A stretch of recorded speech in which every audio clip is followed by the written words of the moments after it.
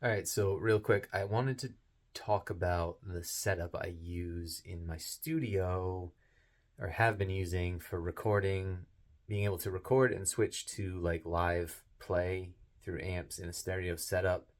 And I have a pretty efficient system set up, and I'm reconfiguring my studio, and that's going to be going away. So I just wanted to share what that is with you guys, for anyone that might be interested in it, because I feel like it was a pretty clever setup and it works really well, and it helps me get stuff done faster, and be able to adapt to, like I said, playing live, recording live amps, or just plug in through straight to the interface and recording that way.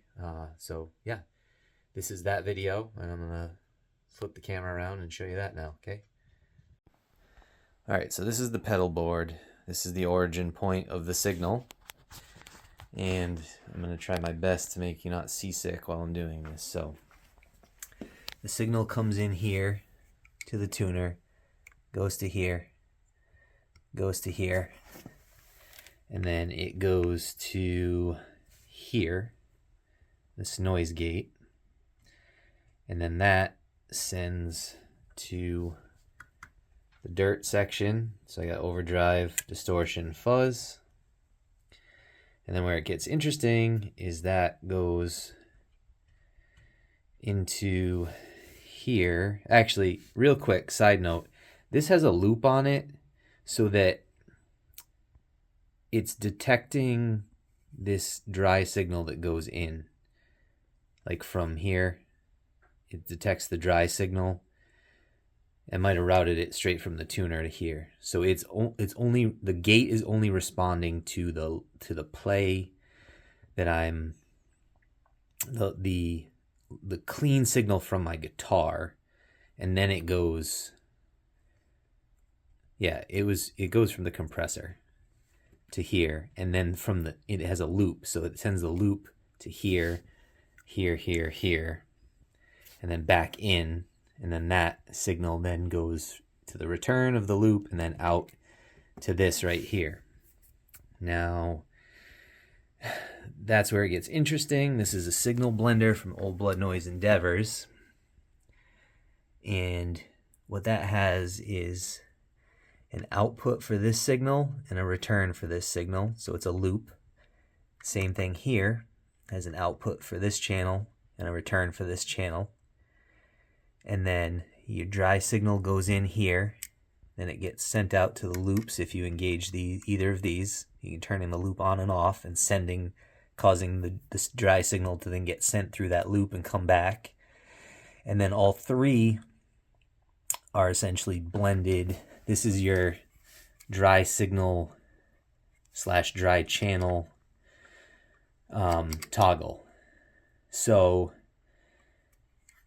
each channel has a volume, so you can engage them, and this is like a 3-channel mixer. So you've got dry signal, blue loop, and red and pink red loop, and you can blend the 3 of those together, and you can turn them on and off with these. So what I did, because I'm a smarty pants, is I sent from the send of this one, it goes to the front part into the preamp section of this amplifier head, and then it goes through the preamp, hits the effects loop section, and then where the effects loop send is, okay, the send comes out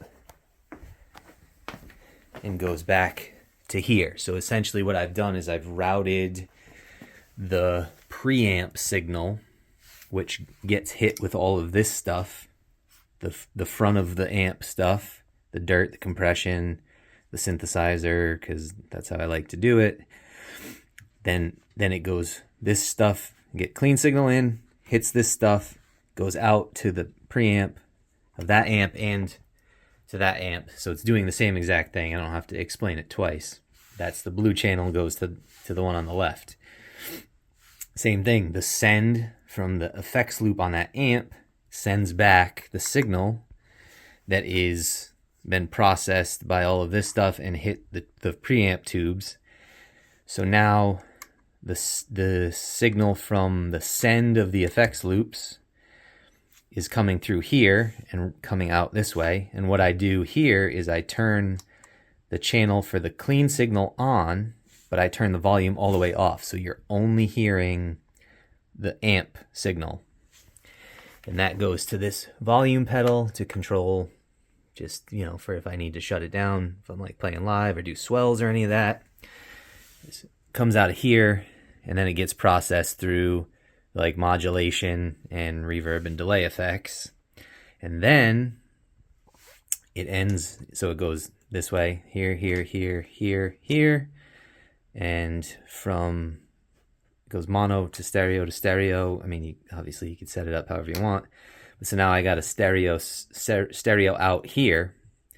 And so the output of this one, the end of the chain, it either goes back to both amps from the two left and right outputs into their effects loop return channel, or I can unplug it from that part of the amps and I can put it directly into left and right inputs on my DAW.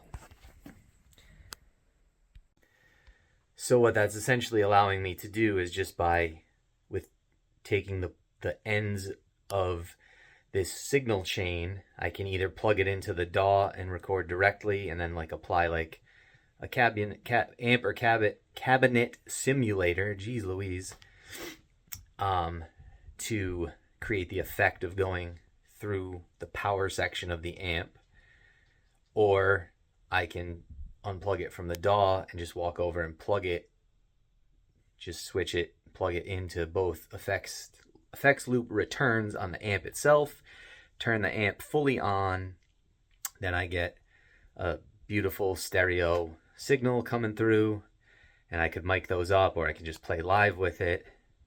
The other benefit too is if I'm going straight into the DAW from the pedal board, I only have to turn the amps on standby, because that activates the preamp section, because I don't need the power amp section, and essentially saves, you know, running electricity through the power amp tubes and wearing down the amp for no reason.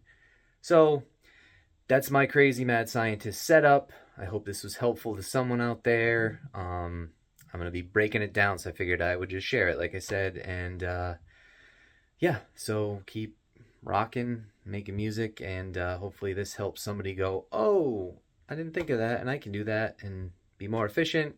That's my thing, is I like to be more efficient in plugging things in and setting them up so that I don't have to spend as much time doing that. And this was a wonderful solution that worked for me for years and gave me so many different ways to use my setup that allowed me flexibility and creativity in the moment without a big hassle. So there you go.